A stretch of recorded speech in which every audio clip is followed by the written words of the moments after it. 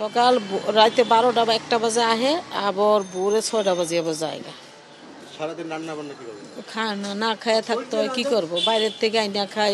ওই দূরে দূরে গ্যাস থাকবে, দূরে দূরেতে রান্না টাইনে আনি, ব্যাগ বইরা বাজারে ব্যাগ দিয়ে ভাত আনি বাইরের থেকে। সাংসারিক খরচ বেড়ে যাচ্ছে না?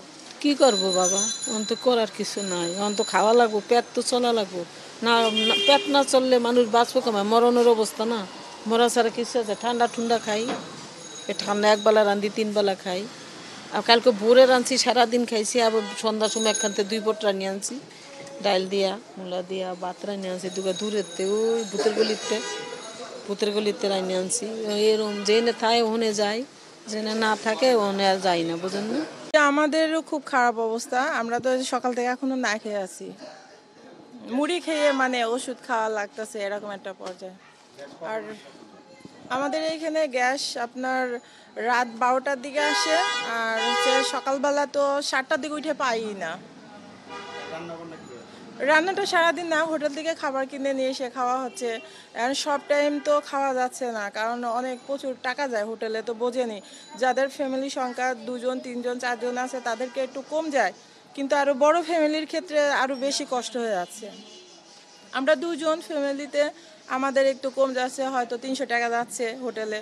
প্রতি ওয়াক্তে যদি 300 টাকা দেয়, একজন বেতন পায় 16,000 টাকা 15,000 টাকা, সেখান থেকে তাহলে এক সপ্তাহ যদি গ্যাসের এই প্রবলেমটা থাকে, তাহলে মানুষ কিভাবে মানে চলতে পারবে বা বাঁচতে পারবে?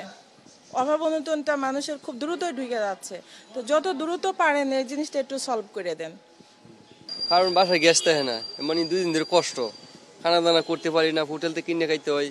বাসায় গ্যাস নাই, ব্যবসা বাণিজ্য করতে পারি না, এই কারণে মানে চুলা নিয়ে আসলাম।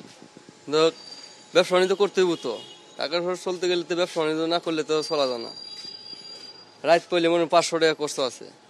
এখানে তো ভাই ধরেন যে সন্ধ্যা আমরা যখন রানিং যাই, রাত আমাদের এখন 9টা থেকে রানিং হয়, একদম গ্যাস থাকে না লাইনে।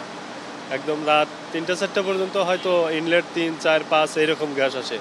ছুটির দিনেও একই অবস্থা, বন্ধের দিনেও একই অবস্থা। একদম যেদিন সরকারি ছুটি থাকে কিন্তু সব অফিস আদালত সব বন্ধ থাকে, গার্মেন্টস টার্মেন্টস সব বন্ধ, তখন আমরা গ্যাস পাই না। এই অবস্থায় সারা বছরই একইভাবে চলে আসতেছে আমাদের এই অবস্থা লাইনে। না, কয়েকদিন ধরে, কিছুদিন মাঝে একটু ভালো ছিল, তারপরে আবার আগের মতোই অবস্থা হয়ে গেছে। এটা ধরেন তাও 1 মাস খানিক হবে এরকম অবস্থা। ধরেন যে এখন গ্যাস পাওয়া যাচ্ছে না একদম, মানে এখন পর্যন্ত যে গ্যাস, এখন একটু গ্যাসও নাই লাইনে আমাদের যে পাম্পে, এমনকি বাসা বাড়িতে একই অবস্থা সব। গ্যাস নাই তো, 1 ঘন্টা 1.5 ঘন্টা দাঁড়াইতে হয়। না না, বসে না, গাড়ি জমা ওঠে, বেতন হয় না। নিম্ন তো 3-4 বার নিতে হয়। প্রেশার নাই তো, প্রেশার থাকলে শোনা গ্যাস ঢুকতো, ফুল টাঙ্কি তো ঢুকে না। মেন সমস্যা হলো অল্প ঢুকে, হাওয়া ঢুকে, পরে আবার নিতে হয়, 2-1টা টিপ মারলে আবার নিতে হয়। শীতের ভিতরে গ্যাস একটু সংকটই হয়, এরকম যাবত আজকে কয়েকদিন পর্যন্ত এরকম হয়। অনেক টাইমে ঘন্টার উপরে দাঁড়ায় থাকতে হয়, তার বেশিও দাঁড়ায় থাকতে হয়, সিরিয়ালের উপর নিমন্ত্রণ। না একটু হ্যাঁ অবশ্যই, সারাদিন পাম্পে তো 2 বার যাইতে হয়। হ্যাঁ, বাড়ে না 2-3 বার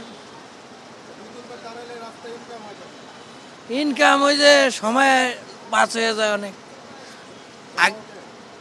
জমা ওঠে, নিজেকে একটু কষ্ট হয়ে যায়, এইটাই আর কি।